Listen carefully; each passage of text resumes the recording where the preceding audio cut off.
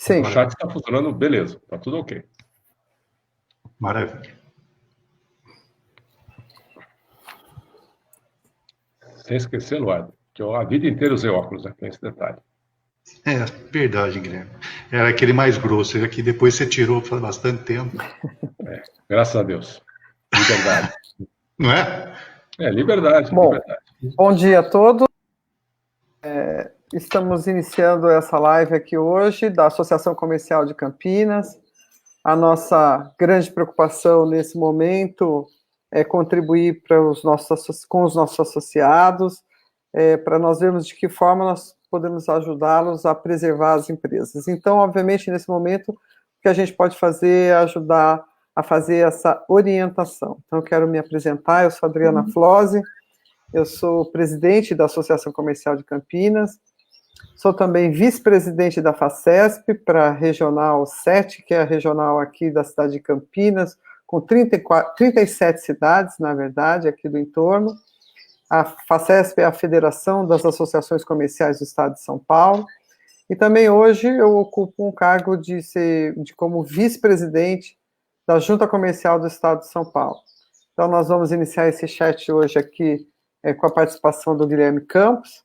Então, gostaria que o Guilherme pudesse se apresentar e também do Dr. Eduardo. Então, Guilherme e Dr. Eduardo, sejam bem-vindos aqui no nosso webinar de hoje da Associação Comercial de Campinas. Bom dia a todos. Vamos lá com muita determinação, paciência e serenidade conversar com vocês sobre esse momento difícil que todos nós estamos passando, todos com as preocupações nas suas empresas, todos com a preocupação de fazer o melhor nesse momento. O que nós pretendemos aqui é estar conversando e sentindo de vocês as principais angústias e o que a associação pode estar contribuindo. Hoje, na condição de vice-presidente, dando aí todo o suporte para que a nossa presidente Adriana Flose possa estar conversando com vocês. Obrigado, estamos aqui à disposição. Boa conversa com todos. Bom dia Adriana, Guilherme, aos participantes desse chat. Queria primeiro parabenizar vocês pela iniciativa nesse momento difícil, né, em que existem mais dúvidas do que certezas. Na verdade, temos praticamente só dúvidas. E tentar ajudar um pouco aí o nosso associado, os empregados, em tentar esclarecer essas alterações que vieram por força da medida provisória 927, que é um dos instrumentos disponibilizado pelo poder público para que o empresariado e os empregados possam tentar passar sem muito sofrimento nesse período difícil de pandemia que nós estamos vivendo. Coloco à disposição para a gente debater e tentar chegar ao melhor caminho e esclarecer. Bem, o doutor Carlos Eduardo, obrigado, Guilherme. Acho importante dizer que nós temos aí perto de 400 pessoas inscritas para estar participando aqui conosco. Uma pequena parte já conseguiu entrar, então mas para que a gente dê início, é importante que o doutor Eduardo possa estar aí nos mostrando o que exatamente da medida provisória trabalhista que foi feita agora nesse momento aí de emergência do coronavírus pode nos trazer. Acho que essa é a grande pergunta, quer dizer, entre tantas perguntas, né, entre tantas incertezas que nós temos, a grande pergunta é o que a gente pode fazer nesse momento, como é que nós vamos pagar a próxima folha de pagamento. Então, eu gostaria que você pudesse dar essa orientação para nós, aí daquilo que já foi publicado na medida provisória e o que está aí já válido para que a gente possa estar fazendo nas nossas empresas. Pois não, Adriana.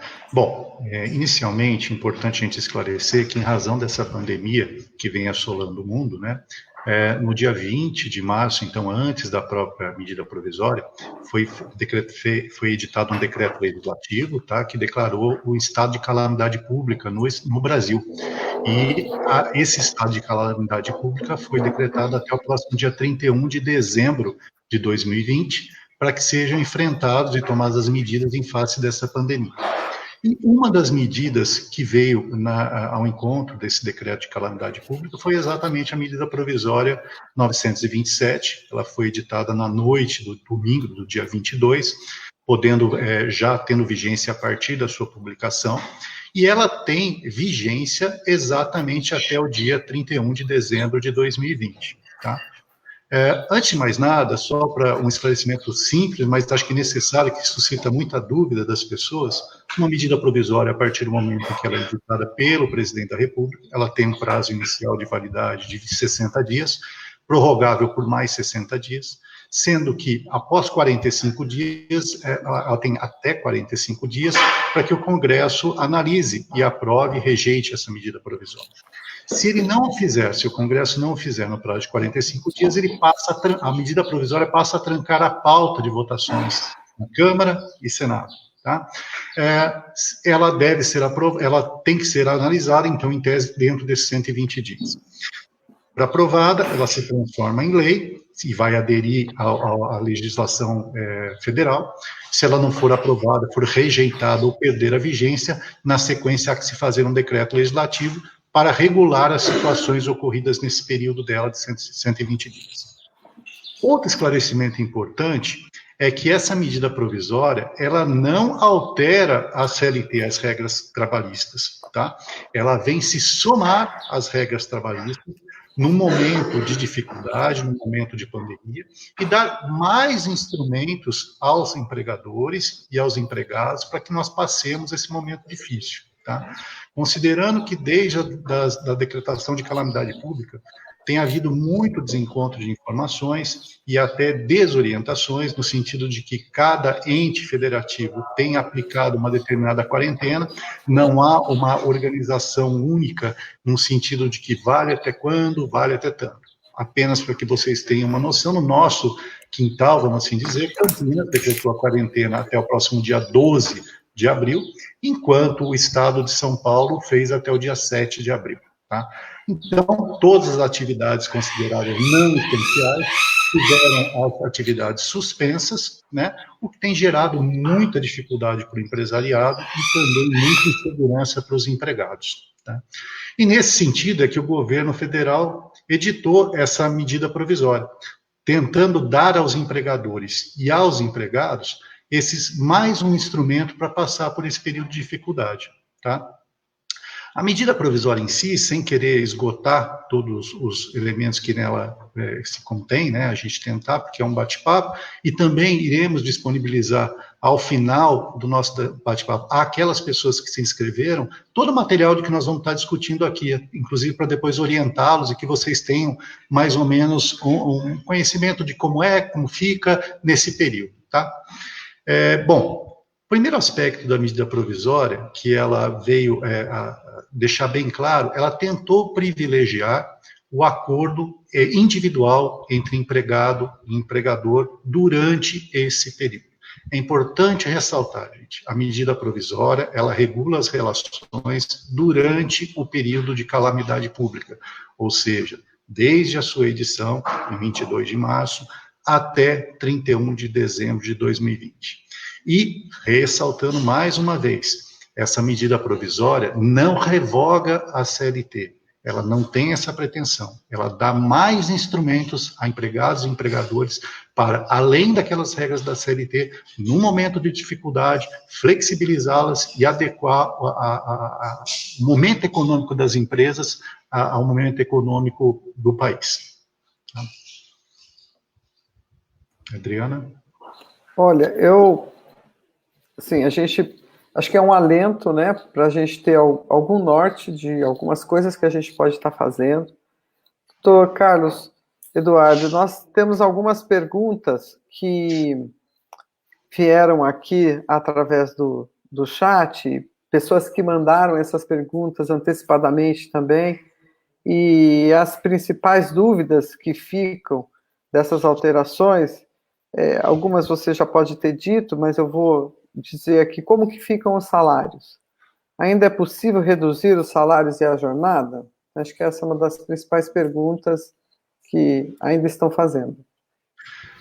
Perfeito, Adriana. Olha, nesse caso específico, e antes da gente até analisar a medida provisória em si, esse caso, vamos deixar bem claro, ele tinha realmente essa previsão na medida provisória, era o artigo 18 da medida provisória, 927, que previa a possibilidade de um acordo individual firmado diretamente entre empregado e empregador, no qual poderia suspender o contrato de trabalho por um período de até 4 meses, período no qual também estaria suspenso o pagamento dos salários.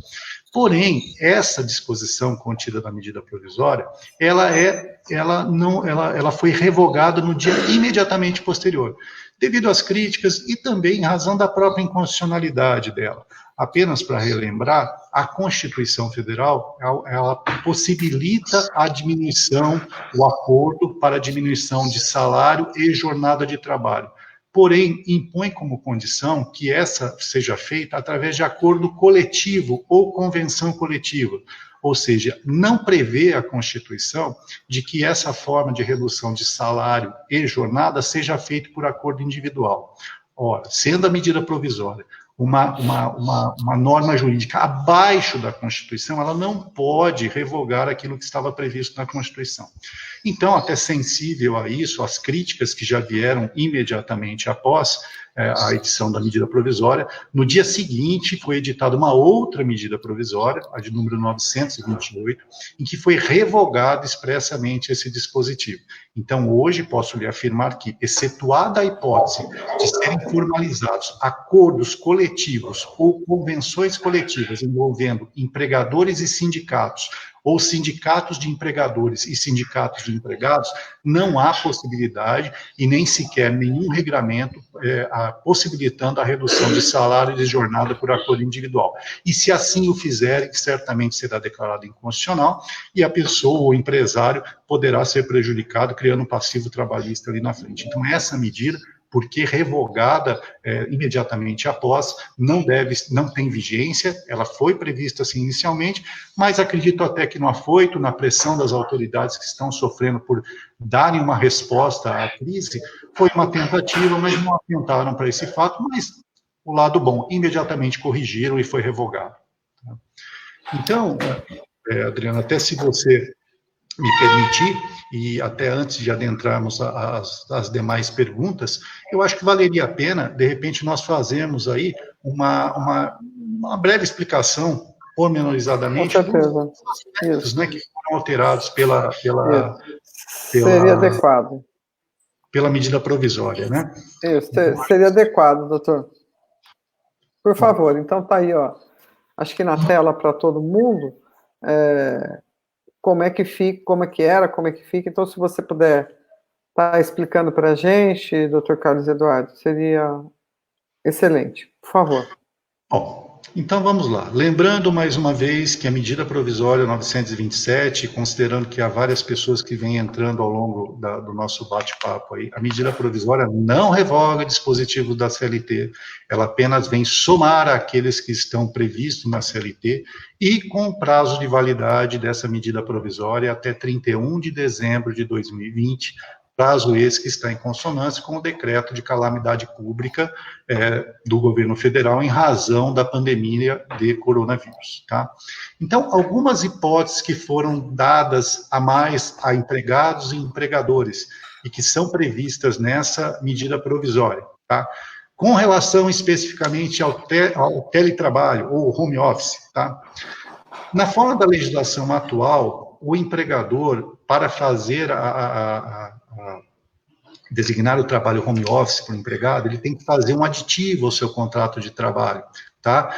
E nesse aditivo, ele teria que constar todas as formas do material, custeio, internet, prever para o empregado todos os regramentos, tá? E na hipótese desse empregado reverter ao trabalho físico na sede da empresa, ele teria que ser pré-avisado com 15 dias de antecedência. A medida provisória flexibilizou essa situação. Então, a partir do dia 22 de março, próximo passado, todo e qualquer empregado, a critério do empregador, pode ser colocado em sistema de trabalho home office. Para isso, há necessidade de um pré-aviso de uma antecedência de, no mínimo, 48 horas, que pode ser feito por escrito ou por meio eletrônico, e não há necessidade de fazer do registro na carteira dessa alteração do tipo de jornada de trabalho presencial para home office. Importante esclarecer também que, em razão dessa situação excepcional, as partes têm até 30 dias para estabelecerem as condições desse trabalho home office. A princípio, o empregador pode, se tiver, ceder em comodato ou gratuitamente os equipamentos para que o empregado possa desempenhar esse trabalho em home office, ou até mesmo, se o empregado os tiver, usar do seu próprio equipamento, e nesse contrato, nesse termo que pode ser firmado em até 30 dias, estabelecerem as condições de ressarcimento de despesas decorrentes, seja de aquisição de material, internet, energia e tudo mais, tá? Então, essa é uma diferença. Esse trabalho de home office também, a critério do empregador, pode ser revertido a qualquer momento para o retorno do trabalho na sede da empresa, bastando para isso uma comunicação, da mesma forma que a anterior, com 48 horas de antecedência, seja por meio escrito, seja por meio eletrônico. Tá? Ainda com relação ao trabalho de home office, a medida provisória possibilitou que esse trabalho também seja exercido por aprendizes e estagiários. Então, não há limitação para que esse trabalho em home office seja realizado também por esse tipo de empregado. Tá? A questão da jornada não se alterou, então dispensa o controle de jornada, a princípio, por ser uma jornada externa. Tá? Então, acredito que essa, com relação ao teletrabalho, são as principais alterações. Tá? Voltando a informar os nossos internautas aí, todo esse material que a gente está fazendo nos slides vai ser disponibilizado posteriormente a vocês, para que vocês tenham aí um guia simplificado e sem prejuízo de contratarem os seus contadores, os seus advogados, a sua assessoria jurídica, para que também tomem as melhores medidas. Tá? Dando prosseguimento às alterações empreendidas aí pela medida provisória... Doutor Eduardo, pois não, Guilherme. Me permite uma interrupção? Todos sabem que nós estamos lá no Sebrae de São Paulo, e o Sebrae de São Paulo está praticamente funcionando na sua totalidade em home office. E o home office, inclusive do atendimento, disponibilizando aqui via WhatsApp, no Sebrae Campina, pelo número 19 99385 5088, das 9 às 17 horas. Já serve aí de um ponto de referência para a informação dos micro e pequenos empreendedores, essas pequenas empresas. Então, é algo além que a associação pode estar ajudando, o Sebrae também pode estar ajudando, e um exemplo prático de como o home office foi incorporado ao dia a dia da empresa, da entidade. Tem adendo e acréscimo isso que você está falando, Guilherme. Eu até gostaria de compartilhar uma experiência que nós tivemos também, no seguinte sentido. A maioria das empresas que utilizam do serviço das operadoras e que usam o PABX, via de regra, esse PABX ele tem uma secretária eletrônica. E com uma simples configuração, você pode fazer com que a ligação que cai na sua empresa, no seu trabalho, seja transferido automaticamente para um telefone, que pode ser o da residência da pessoa, do trabalhador que está em home office, durante o horário comercial, e ele aí, a partir daí, dê prosseguimento ao atendimento da empresa. Então, não paralisa a empresa o fato desse colaborador não estar presente. Então, via de regra, seria bom que todos os empresários consultassem, porque aqueles que trabalham com PABX ou através das operadoras que disponibilizam o serviço de secretária digital, também tem essa funcionalidade de transferência automática das ligações. Então, mesmo para além disso, tem todas as mídias digitais, tem o WhatsApp, tem alternativas para não parar de vez. Tem como delegar serviço, delegar trabalho para o seu colaborador na sua casa. E os procedimentos para que isso aconteça, estão todos eles detalhados nesse documento que o doutor Eduardo está disponibilizando para todos através aqui da SIC. Tá. Acho que, doutor Eduardo, muita gente está perguntando aqui se os funcionários que não podem fazer o teletrabalho, como é que ficaria? E se eles E se a gente poderia estar falando, então, sobre as férias, o que nós poderíamos estar orientando aí quanto à questão das férias. Então, dá prosseguimento aqui no material que você preparou. Pois não. Com relação especificamente àqueles que não podem trabalhar, vai ser um acordo diretamente com o empregador, usando sempre do bom senso, né? E nós temos aí as utilidades seguintes que prevêem a medida provisória, que seria a antecipação de férias, férias coletivas, que aí o empresário, o empreendedor, poderá lançar mão, antecipação de feriados civis e religiosos, para que daí não tenha esse prejuízo e não tenha também, dê um pouco mais de segurança para o nosso colaborador, né, para o seu colaborador, nesse período de incertezas aí que nós vamos passar, mas certamente iremos superar. Tá? Então, especificamente com relação às férias, tá? Acho que apareceu o slide aí para vocês. Isso. Gostaria de falar a respeito das férias individuais. Tá? O que alterou pela MP? Antes, as férias elas são concedidas, né, são previstas ainda a concessão, após um período aquisitivo de 12 meses de trabalho, mediante uma comunicação prévia que é feita pelo empregador ao empregado com uma antecedência mínima de 30 dias. Pela medida provisória, essa comunicação teve o prazo reduzido para até 48 horas, tá? Que ela pode ser feita também por escrito ou por meio eletrônico, tá? E é um direito também do empregado fazer essa comunicação de imediato para tentar superar, tá? As férias, pela legislação normal, ela pode ser fracionada em até 3 períodos, um deles não pode ser inferior a 14 dias e os outros não a 5 dias, e pela medida provisória agora, ela não fala em períodos, então pode ser fracionado, só que não pode ser concedido em período inferior a 5 dias corridos, tá?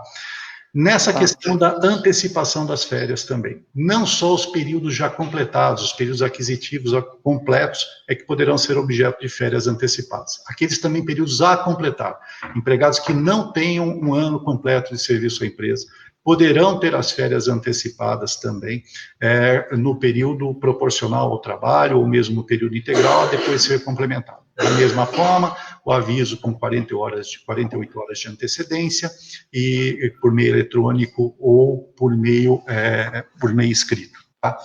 Importante esclarecer com relação ao pagamento das férias. Isso foi uma alteração importante empreendida pela medida provisória.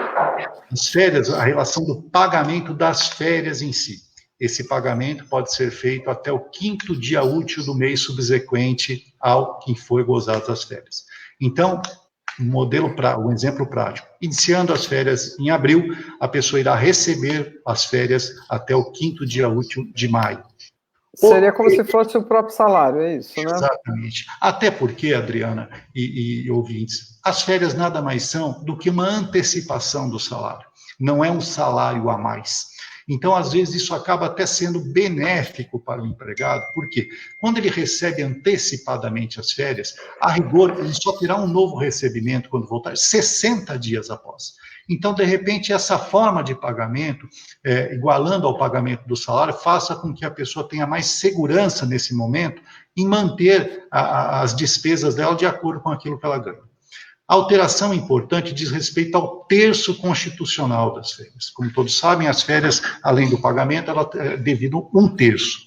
Esse terço, o pagamento foi diferido pela medida provisória ou prorrogado para que seja feita até o dia 20 de dezembro de 2020, data limite para o pagamento também da segunda parcela do 13º. Então, não que necessariamente tenha que ser feito no dia 20, mas pode ser feito até o dia 20. Então, os empresários, os empregadores poderão se organizar e financeiramente para fazer o pagamento normal do salário, a título de férias, e esse terço até o dia 20 de 2020. Tá?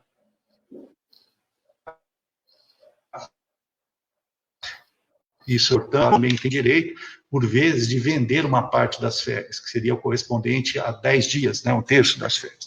Normalmente, se o empregado tem intenção de vender as férias, ele tem que comunicar ao empregador até 15 dias antes de completar o período aquisitivo, tá? Pela alteração da medida provisória, permanece o direito do empregado solicitar a venda, vamos chamar genericamente de parte das férias, ele deverá manifestar esse interesse para o empregador em até 48 horas também, por escrito ou por meio eletrônico, mas diferentemente do que ocorre nas férias, nesse caso a decisão fica a critério do empregador. Mais uma vez... Acho que era essa a pergunta. Essa é a pergunta de sempre, porque como é um caso de excepcionalidade, não sei se não há interesse da empresa de estar comprando férias, né, num momento como esse. Doutor Eduardo, como é que ficaria isso? Perfeito. O empregador ele pode recusar, né? Esse direito ele é mitigado, ele é flexibilizado. Então, e até pela questão econômica, se a ideia é ajudar economicamente as empresas a passar por esse momento difícil, não teria razão de ser obrigar o empregador a comprar os 10 dias, né? Então, essa é uma alteração importante. Mantém o direito do pedido, mas não obriga o empregador. Porém, outros empregadores também podem entender que essa situação seja passageira e que não haja necessidade de colocar os 30 dias, por exemplo, do empregado, e opte até por colocar 20 dias e comprar os outros 10. Uma questão de bom senso a ser ajustada pelo empregado e empregador e ir conversando, tá, com relação a isso. Já com relação às férias coletivas, Adriana, eu acho que também é importante aí uma alteração que ocorreu pela medida provisória, tá? Normalmente, as férias coletivas são aquelas que uma empresa pode conceder a todos os seus empregados ou a aos empregados de todo um setor, tá? Ela não pode, por exemplo, ser concedida a alguns empregados de determinado setor. Férias coletivas ou são para todo o setor ou todos os empregados ou não são coletivas, são consideradas férias individuais. Pelo regulamento normal, ela teria que ser comunicada com 15 dias de antecedência, indicando o período de gozo e também com pré-aviso para o sindicato e para o Ministério da Economia.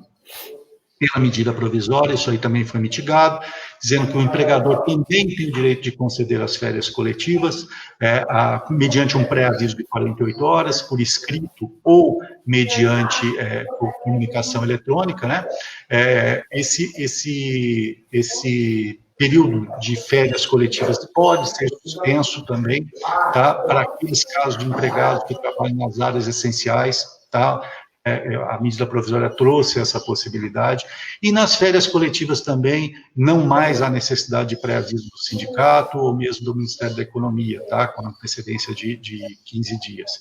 Importante, nas férias coletivas também podem entrar aqueles empregados que não têm completado ainda um ano de emprego.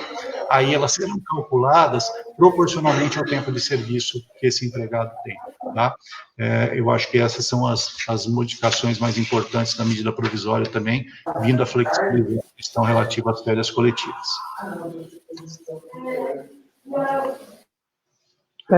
Doutor Eduardo, acho que ainda tem algumas questões aqui que estão entrando. As pessoas têm muitas perguntas sobre aquelas funções que não tem como fazer o teletrabalho, né? Se a única alternativa seria mesmo esse banco de horas, ou as férias coletivas, como é que seria essa alternativa, a melhor alternativa para o momento? Acho que as pessoas estão com muitas dúvidas sobre o que de fato fazer nesse momento, né? Guilherme, você tem mais alguma outra consideração aí nesse sentido? Não, aí, quanto às férias, acho que as empresas têm que usar tudo o que tem a seu favor, usando o bom senso e sempre tendo uma ideia que o seu funcionário, o seu colaborador, também está sendo impactado nesse momento. Acho que cabe a nós termos o bom senso e o reconhecimento que todos aqueles que estiveram ao seu lado ao longo de toda a sua vida, nesse momento merecem também ter uma reflexão. A empresa tem que estar viva, mas o seu funcionário tem que estar vivo também. Vamos achar o bom senso nisso. Doutor Eduardo, só ia pedir que nas exposições fosse um pouquinho mais rápido, porque tem muitos temas além da medida provisória, e aí nosso tempo aqui nessa videoconferência não será o suficiente. Correto, Guilherme. Vou procurar, então, ser um pouco mais rápido, até porque, como eu disse, esse material vai ser disponibilizado posteriormente a todos que assinaram. Tá? Então, passando, então, para a questão da antecipação dos feriados, também civis e religiosos, há uma possibilidade aberta pela medida provisória de que o empregador também possa antecipar feriados, o gozo de feriados e civis, tá? Por acordo diretamente por sua vontade, mediante comunicação de 48 horas também, e antecipação também de feriados religiosos, só que nessa hipótese deveria ser mediante pré-acordo com o próprio empregado. Essa talvez seja uma medida interessante para que, nesse período em que não haja possibilidade de empregados comparecerem à empresa, você não ter a perda salarial, mas ter antecipado também esses feriados. Isso deve ser comunicado quais são os feriados e o período, tá? Para que o empregado tenha ciência depois de que a época em que ocorrer, ele vai continuar o trabalho normalmente, tá? A diferença é que nos feriados civis é ato discricionário do empregador e nos feriados religiosos tem que haver um acordo entre empregado e empregador, acordo direto e individual, tá? Eu acho que a questão também do banco de horas é uma questão importante aí que nós teríamos que colocar, porque muitos empregados têm o banco de horas, né? O banco de horas, a diferença, basicamente, é o seguinte: o banco de horas ele é possível de ser ajustado diretamente entre as partes, desde que a compensação seja feita até 6 meses. Para períodos superiores à compensação de 6 meses a 1 ano, isso necessariamente demandaria que ele fosse autorizado por acordo coletivo. Isso não muda com relação à medida provisória, então o banco de horas, para aquela compensação superior a 6 meses, ela tem que ter a previsão na norma coletiva. O que traz de novo na medida provisória é que essa compensação pode ser feita em até 18 meses após o encerramento da calamidade pública, que está prevista para 31 de dezembro. Então, essa compensação ela pode ocorrer em até 18 meses, tá? E a compensação ela tem um limite de até 2 horas por dia, por ato do empregador, por conta da limitação da jornada até 10 horas, tá? Então, essa possibilidade de compensação é que foi diferida, porque na legislação tem um limite de compensação de até 1 ano, tá? Após o que teria que ser paga as horas extras, ou adicional. Tá? Com relação à suspensão das exigências de segurança do trabalho, nós estamos também numa época de exceção, e por essa questão os empregadores estão sujeitos a fazer os exames adicionais, demissionais, os periódicos, e isso fica suspenso, tá, nesse período aí, com relação à exceção feita ao demissional. O demissional tem que continuar sendo feito, a menos que o último periódico esteja a menos de 90 dias da data em que foi feita a demissão. Tá? Então, essa é uma questão relativa também à exigência da suspensão que foi prevista na questão da medida provisória. Acho que uma coisa importante para desafogar o empregador aí, que eu acho que vale a pena nós comentarmos, Guilherme e Adriana, é que na medida provisória foi feita uma questão de diferimento do pagamento do FGTS. Então, aí é uma despesa que o empregador tem, né, que eu acho importante, já veio previsto na própria medida provisória, que as competências de março, abril e maio, que seriam pagas em abril, maio e junho, tiveram deslocados o pagamento, ou diferido, prorrogados o pagamento para julho, agosto e setembro. Então, aquilo que você recolheria em abril, vai recolher lá em julho, em março vai recolher em julho, em abril, em agosto e em maio, em setembro, juntamente com as parcelas normais desses meses, tá? E também uma novidade... Eu acho que isso, né, doutor Eduardo, é uma coisa que é um alívio bastante interessante, né? Você não ter 3 meses aí de fôlego para pagar FGTS é uma das coisas que estão ajudando bastante, quer dizer, dentro da limitação. É óbvio que a gente vai precisar de muito mais ajuda do que só isso, mas eu acho que há um destaque para isso e também para o Simples, que você vai estar falando na sequência. Perfeito, Adriana. Foi uma decisão recente também do Conselho Gestor do Simples, é uma preocupação, porque a grande audiência, ou pelo menos os nossos associados, situam-se entre os micro e pequenos empresários, né?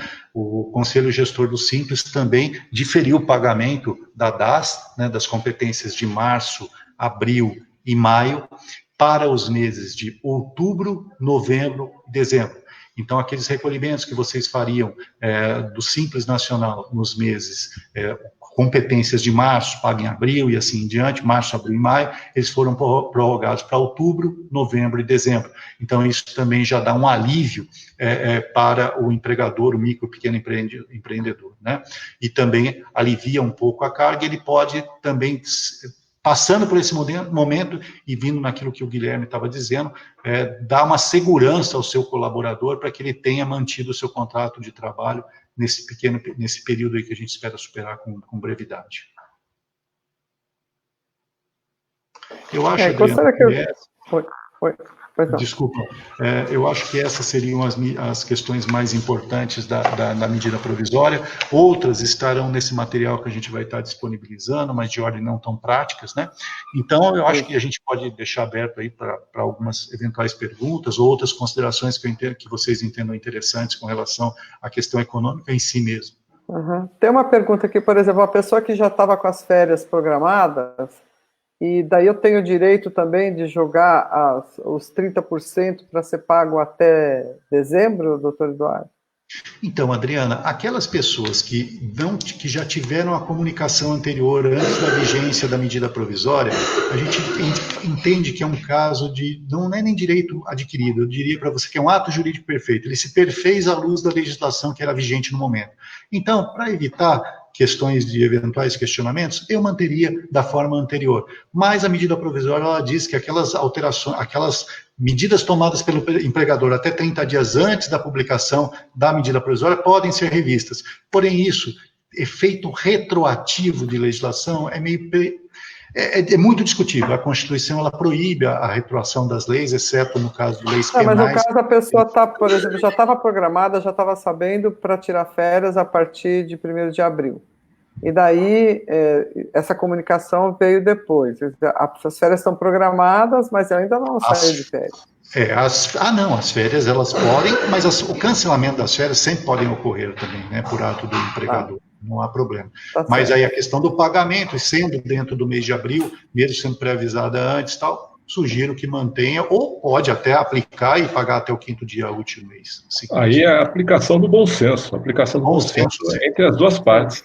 O momento que nós estamos passando é um momento de exceção, é um momento completamente fora da curva para todo mundo, tanto para aquele que emprega quanto para aquele que é empregado. Tem que sentar, conversar, mostrar todas as variantes, que não são poucas, e saber da gravidade no momento. Então, não dá para ter uma regra geral, cada um sabe aonde o sapato aperta, cada um sabe as medidas que têm que ser tomadas. E volto a insistir, dê sempre uma atenção maior para os seus funcionários. Com certeza. Doutor Eduardo, uma pergunta que está surgindo aqui é se esse pagamento do FGTS que foi prorrogado para a partir de julho, agosto, setembro, então daí julho, agosto, setembro eu vou ter 2 FGTS para pagar, é isso? Sim, Adriana. Sim, a prorrogação são desses 3 primeiros meses, mas não dos demais. Pode ser. Quem está perguntando é a Vera Rodrigues. A Vera Rodrigues fez essa pergunta. O que a medida provisória prevê é o diferimento desse pagamento desses 3 meses, março, abril e maio, para julho, agosto, setembro, sem prejuízo do pagamento das competências desses meses, tá? Pode ser que novas medidas venham, se a crise se prolongar, certamente virão para diferir esses pagamentos também, mas o que há previsão na medida provisória é dessa forma, tá? Juntamente depois serão pagas as 2 competências. Adriana, só esclarecendo, todas as medidas que estão sendo tomadas, em a questão dos impostos, fundo de garantia e outras taxas, o que tem sido colocado é que está jogando para frente. Ninguém está perdoando nada. É uma dívida existente, uma hora vai ter que ser paga. Agora, quando e como, uma coisa de cada vez. Vamos passar por esse maremoto de agora. Vamos lá. É que acho que a maioria das pessoas fica insegura. Como é que eu vou fazer, então, em julho, se eu não vou ter faturamento nesses outros meses, como é que eu vou pagar? Então, acho que é natural essa insegurança, porque como não existem muitas respostas, então a insegurança é muito grande. E eu acho que é natural que seja dessa forma. A insegurança de todos. De todos. Dos empregados e das empresas. Exatamente. As empresas estão na situação. Penso até, Guilherme, até do próprio governo, né? Porque ele agora, ele é, vamos assim dizer, consultado a que venha a socorrer todo mundo. Só que o governo não produz renda, ele arrecada impostos. Então, como você disse, um momento nós teremos que pagar, não está havendo perdão de impostos nenhum.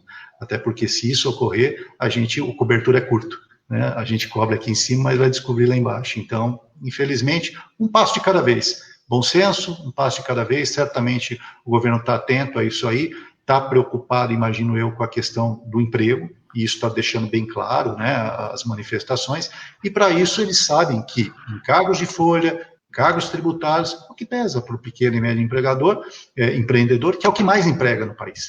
Então, acredito eu, e também as entidades que representam, têm tomado as medidas. A Associação Comercial de São Paulo, juntamente com a FACESP e até o GT, encaminhou uma carta recentemente, a Adriana pode até falar melhor sobre isso, ao ministro Paulo Guedes, pedindo também o diferimento do pagamento de impostos, a suspensão de pagamento de impostos, para que possam dar fôlego também ao empresariado, ao pequeno, médio e microempreendedor, né?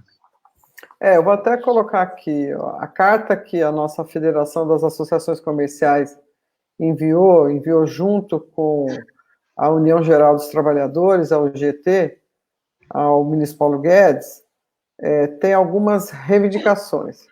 E entre elas é que a gente possa garantir a renda aos trabalhadores com aumento do número de parcelas do seguro-desemprego para os trabalhadores demitidos, usar recursos do seguro-desemprego para pagar parte dos salários dos trabalhadores. Então, na verdade, é um pouco extenso, né? São 8 itens, e eu acho que é uma coisa que a gente também poderia enviar para quem está nos assistindo, para que possam ver que nós estamos aí tomando essa frente e buscando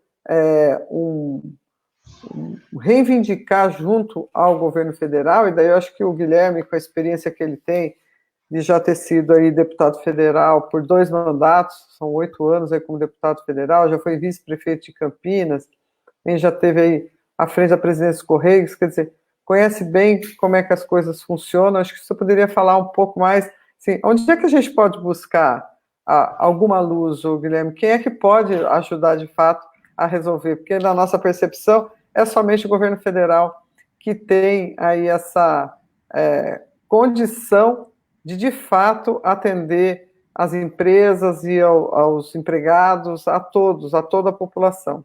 Então, eu queria que você falasse um pouco aí na sua percepção da sua experiência, por favor. Vamos lá. O momento é totalmente diferente de tudo que nós passamos ao longo da existência. Eu, pelo menos. Passamos por várias crises, plano cruzado, meus pais, meus avós, Revolução de 64, tivemos aí queda de bolsa, choque de petróleo, mas como esse, onde o mundo praticamente parou, nós nunca passamos. Tem agora a discussão das ações de ordem sanitária, de ordem médica, de segurar as pessoas, e a necessidade de ordem econômica, de soltar as pessoas para que a atividade econômica não zere. Temos que achar o meio termo. Temos que achar aí um caminho menos dolorido. Todos os caminhos são doloridos. O que existe é uma grande insegurança, principalmente das pessoas que são assalariadas, das pessoas que têm a sua empresa, que dependia do movimento diário para fazer no almoço aquilo que levaria para casa na janta. E um caminhão de gente, uma imensidão de pessoas que estão na informalidade. Esse sim, que a gordura para aguentar um cenário como esse é zero. Já está começando. Já acabou. Já está começando a comer da cara. Setores tiveram sua atividade praticamente zerada. O setor do turismo, desde companhias aéreas que estão espalhadas pelo mundo, aqui no Brasil não ficaram fora. Passando pelo segmento de hotelaria, bares, restaurantes, esse é um impacto direto, num grande setor com muitos funcionários. Como fazer para tocar daqui para frente? É aguardar e cobrar, como nós estamos fazendo, tanto aqui na entidade, na associação comercial, vocês, com seus representantes, entidades como o SEBRAE, cobrando um posicionamento que veja, primeiro, preservar a saúde das pessoas, segundo, dar uma previsibilidade às pessoas que estão vendo a sua atividade zerada. Como vai sobreviver? Eu defendo aí um programa de uma renda mínima para todo mundo. Eu sou liberal, sou pelo Estado ótimo, Estado mínimo, mas estamos passando uma situação de guerra. O Estado tem que entrar em campo. O Estado, como entidade, governo, entrar em campo e proteger o que tem de mais precioso numa nação, que são as pessoas. Tem que haver essa previsibilidade. Se vai esquecer as questões de superávit, de déficit, vai ter que buscar fontes alternativas. Várias opções são colocadas aí à tela. E precisamos colocar o dinheiro na mão das pessoas, dar um mínimo de previsibilidade, cobrar que isso aconteça. Nós, enquanto empresários, temos que ter, primeiro, sangue frio, porque a situação é difícil mesmo. Temos que ter serenidade para tomar as melhores decisões. O que eu falo e repito, primeira, na ordem de pagamento, são os funcionários, são as pessoas, são os prestadores de serviço. Esse, sim, tem que estar na sua primeira ordem, na primeira hora do seu pagamento. Seu fornecedor, negocie com o seu fornecedor, negocie o seu aluguel, negocie tudo aquilo que for possível. E saiba, do outro lado, todo mundo está passando pelo mesmo momento. Todo mundo vai ter sensibilidade de estar ouvindo e colocando em prática essa máxima. É empurrar, vamos jogar lá para frente. Lá para frente a gente discute como pagar. Temos que estar vivo e dando o mínimo de previsibilidade às pessoas. Essa previsão do que vai acontecer no futuro é que dá um pouco de alento para todos. Todo mundo enlouquecido de ficar em casa, louco querendo trabalhar, louco querendo produzir, louco querendo fazer a sua atividade, o seu ganha-pão, trazer o dinheiro para casa, trazer a comida para casa. Todo mundo sem exceção.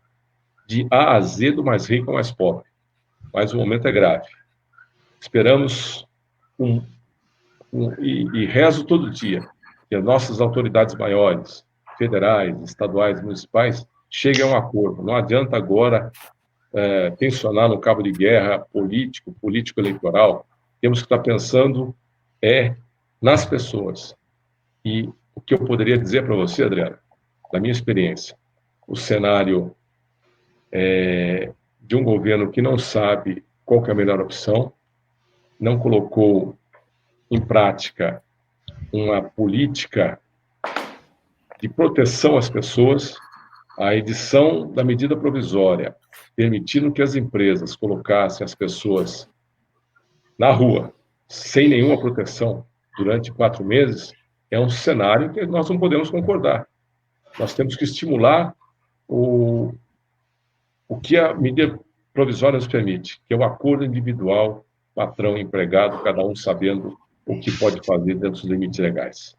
Isso nós temos que estar estimulando. A associação vai estar colocando aí, em termos práticos, como você deve proceder para tirar proveito para usar em benefício da sua empresa e de seus funcionários o que a medida provisória permite, e pelo SEBRAE, que tem aí sua diretoria ouvindo essa palestra, pegando subsídios para poder elaborar e colocar para o micro, o MEI, as micro e pequenas empresas, as EPPs, um kit mínimo de sobrevivência. O que ele pode estar fazendo, o que o SEBRAE pode estar ajudando na orientação e na viabilização. E todos nós sabemos que o que nós, na imensa maioria das empresas, precisamos é capital de giro, é recurso para manter os salários em dia, manter o mínimo das contas em dia. O restante, vamos negociando, vamos colocando para frente e vamos tendo muita calma. Calma. Não podemos desesperar. Muito bom. E falando nisso, as pessoas que querem saber mais sobre a questão de aonde buscar recurso, nós vamos ter uma live na segunda-feira, nós vamos anunciar, mandar aí para todos, com a pessoa responsável do governo do estado, que é a Jandaracy Araújo, para falar do Banco do Povo, e também com o superintendente do Desenvolve SP, para estar orientando de que forma é possível que a gente possa buscar recursos para as empresas no Banco do Povo, para os pequenos, ou no Desenvolve SP. Doutor Eduardo, estão questionando aqui como é que se daria na prática essa prorrogação do Simples. Então, acho que as pessoas elas têm que se orientar com o seu próprio contador, né? Acho que o contador vai saber como fazer isso, como na prática fazer com que isso de fato funcione, como que ele vai fazer esse recolhimento a posterior. Seria isso, né? Cada um com o seu próprio contador. Adriana, mas assim, de uma forma muito rápida e objetiva. É uma resolução do Conselho Gestor, essa resolução é a número 152/2020, no qual ela diz que o Simples Nacional, que é recolhido pela DAS, dos meses de março, abril e maio, que venceriam no dia 20 de abril, 20 de maio, 20 de junho, eles passaram o vencimento para 20 de outubro, 20 de novembro e 20 de dezembro. Em dezembro. É uma prorrogação, mas uma prorrogação. o seu contador é a resolução do Conselho Gestor número 152 de 2020, é a resolução do Conselho Gestor do Simples Nacional. E aproveitando, até só da minha parte, vi uma pergunta, de repente, interessante ali da Edna, que chegou com relação àqueles trabalhadores que estão em sistema de home office, com relação ao pagamento do Vale Transporte e também do Vale Alimento, do Vale Refeição. Bom, salvo disposição diferente em acordo coletivo, que pode já prever esse pagamento no sistema home office, isso pode ser reajustado, pode ser ajustado novamente nesse novo termo aditivo que foi facultado pela medida provisória, usando sempre do bom senso. Acredito eu que se a pessoa está em home office, o vale transporte é algo que efetivamente não se varia uso. Mas o vale refeição, a pessoa está à disposição, então, a rigor, ela continua fazendo direito. Mas tudo, como vocês disseram, bom senso, a ser ajustado, escrito diretamente entre o empregado e o empregador, nesses 30 dias a partir do momento em que se colocou em trabalho de home office, como prevê a medida provisória. É importante a gente reforçar que para as pessoas receberem esse material, elas têm que entrar no link que está aparecendo nos comentários, para ela poder preencher lá os dados e poder receber o material. A gente enviar esse material, deixar disponível esse material na sequência, né? Bom, nós estamos aí com 230 pessoas que estão participando conosco.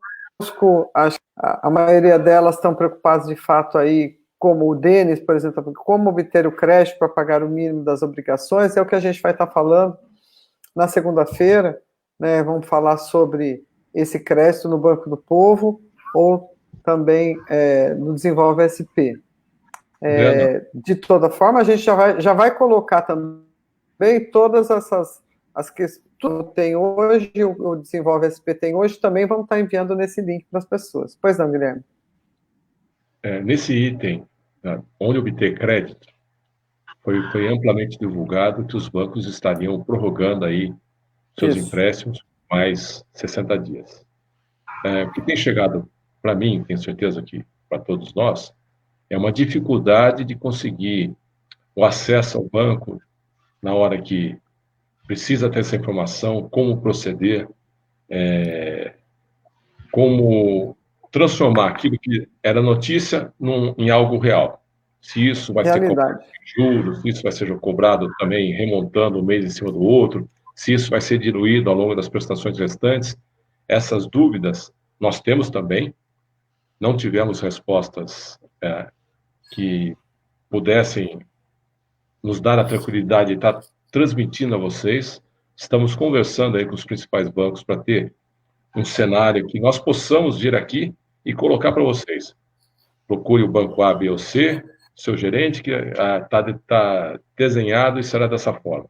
Nós estamos também pedindo que seja colocado de uma maneira mais prática, mais objetiva, esse atendimento aos seus clientes, porque não pode ter o atendimento presencial e na hora que vai para o atendimento remoto, atendimento por telefone, é uma dificuldade conseguir essa muito grande. Essa conversa com o seu gerente. Aí nós estamos sentindo isso também, mas a princípio tem a predisposição dos grandes bancos e agora o sistema de cooperativas de também haver uma prorrogação, diferimento. Qual que seria o termo técnico disso, doutor Eduardo? Diferimento, né? Ou prorrogação tem o mesmo sinônimo, tá? Então, significado. Também não sabemos se vai simplesmente colocar sem custo, com custo, qual custo, vai ser o custo do contrato, vai ser a Selic, vai ser diluído ao longo das prestações que estão vencendo. E dinheiro novo, como é que faz para ter acesso a dinheiro novo? Todo mundo precisando de dinheiro novo, porque parou de entrar. A verdade é essa. Com o fechamento das empresas, das operações, o dia a dia que você fazia, o dinheiro para cumprir com suas obrigações, não está entrando. E não é ninguém por maldade que vai deixar de pagar. Está deixando de pagar porque não tem. E precisa ter aí uma luz para que também possa ter um empresário uma previsibilidade de um mínimo de seus pagamentos. Dentro do que o Sebrae está se propondo a estar apresentando nos próximos dias, vai esse tipo também de análise. Mas estamos conversando, detesto o gerúndio, mas não tenho o que dizer, estamos conversando com as instituições financeiras para que possamos ter aí uma visão, algo prático para as empresas nesse momento de dificuldade. É um problema, é um momento muito difícil para mim, para você, para todos nós.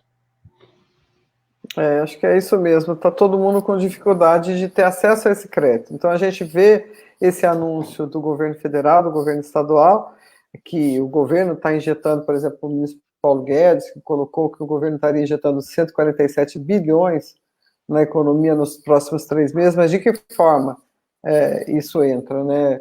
O Desenvolve SP, que também está com 16 milhões que poderiam financiar.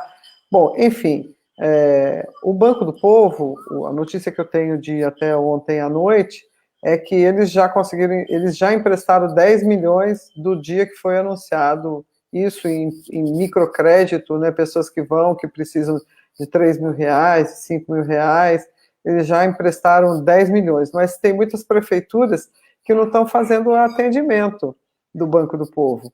Então, o que nós sabemos é que a Jandaraci Araújo me colocou ontem, é que vai ser colocada um link, então, inclusive está fora do ar a página do Banco do Povo, justamente porque eles estão mudando, e as pessoas vão conseguir acessar isso virtualmente, sem ter que ir presencialmente nas agências do Banco do Povo.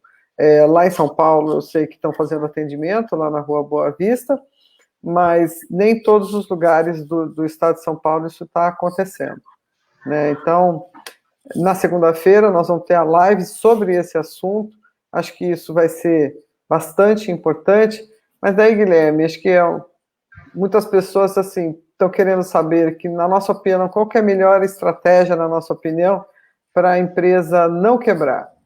E daí, eu acho que o Sebrae tem feito aí um trabalho, inclusive, achei interessante ontem o pronunciamento do presidente do Sebrae Nacional, que falou perto do horário do Jornal Nacional, então colocando aí de que forma que toda a equipe do Sebrae está fazendo esse atendimento e se o Sebrae está olhando nesse sentido, de que forma isso está acontecendo. Se você pudesse falar um pouquinho sobre isso, nós temos mais aí 3 minutos para estar completando 1 hora e nós podemos encerrar com esse assunto, então. O Sebrae tem uma visão muito clara. Nós estamos todos dentro de um barco, de repente tem que jogar gente ao mar e senão morrer todo mundo. E não adianta, para aquele que não sabe nadar, dar um curso de natação intensivo virtual para quem está nadando. Não vai aprender. Tem que jogar boia. Tem que jogar boia para as pessoas poderem se salvar.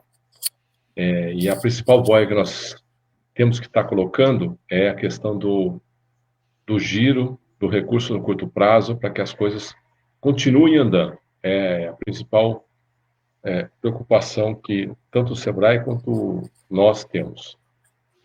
Toda a parte de gestão de cursos online, de sugestões, está disponibilizado no site do Sebrae, sebrae.com.br. São mais de cursos mais de 100 cursos que podem ser acessados por todos os empreendedores. E será colocado, como foi dito pela Adriana, em consonância com o Sebrae Nacional, mais opções de ajuda ao micro e pequeno empresário. Não quebrar é obrigação nossa. Não quebrar é estar com o seu discernimento. Não pode apavorar. Tem que ter sangue frio. Dê preferência ao pagamento dos seus funcionários. Negocie com os seus fornecedores. A questão impostos, taxas, alguma coisa já está sendo prorrogada. E precisamos que isso seja ampliado. Não é o suficiente ainda, é um começo, e tenho certeza que a equipe econômica, que sempre teve uma visão da macroeconomia, é sempre tudo de cima, olhando o todo, tem agora o bom senso de olhar a microeconomia. Se não houver uma atenção às pessoas, às empresas, principalmente MEIs, micro e pequenas empresas e EPPs, o nosso cenário, uma retomada, é muito difícil. Então, meu amigo que tem empresa, meu amigo que está no mercado há muito tempo, a nossa empresa da família está no mercado há mais de 60 anos, vamos passar por essa, mas tem que ter muito sangue frio. Olhe para o seu funcionário, faça tudo para ter o pagamento deles, negocie com o seu fornecedor, continue insistindo com o seu banco. Nós também estamos insistindo do lado de lá. Precisamos ter do setor financeiro uma resposta a esse momento. O setor financeiro sempre ganha em todas as situações, quando está bem e quando está mal. Ele precisa entrar em campo também nesse momento e ter crédito, ter a opção de poder estar empurrando isso para frente. Lá na frente a gente resolve, todo mundo vai pagar, ninguém é sacana por natureza. A imensa maioria das empresas é correta, cumpre com suas obrigações. E assim quer fazer tudo direito, né? Quer fazer tudo direito. Tudo bem, muito obrigada. Eu quero, então, reforçar que na segunda-feira a gente vai ter essa live com o Desenvolve SP e com o Banco do Povo, às 11 horas também. E para que você possa participar, eu vou pedir para que você se inscreva no link que está aparecendo aí nos comentários. Também você tem que, para receber as informações todas, você deve se inscrever nesse link. Também dizer que todas as perguntas que foram enviadas, elas vão ser respondidas, mas vão ser respondidas em box ainda hoje, tá? Então, vocês tenham a certeza disso. Então, esse é o nosso recado final. A nossa live teve aí uma audiência bastante interessante. Muito obrigado ao Dr. Carlos Eduardo, que é nosso diretor da SIC. Muito obrigado ao Guilherme Campos, também, nosso vice-presidente. Obrigado à nossa equipe da SIC, que está aí por trás de todo esse trabalho, se esforçando e fazendo um trabalho bacana para poder tentar levar aí o máximo possível de coisas para os nossos associados. E a gente espera poder ter esclarecido uma parte das dúvidas, porque são muitas elas ainda. Continuamos à disposição. Vocês têm esse canal aí de comunicação conosco. Então, muito obrigada mesmo por toda a participação de todos vocês, e a gente espera vocês ali na nossa próxima live, na segunda-feira, às 11 horas da manhã, com o Desenvolve SP e com o Banco do Povo. Muito obrigada.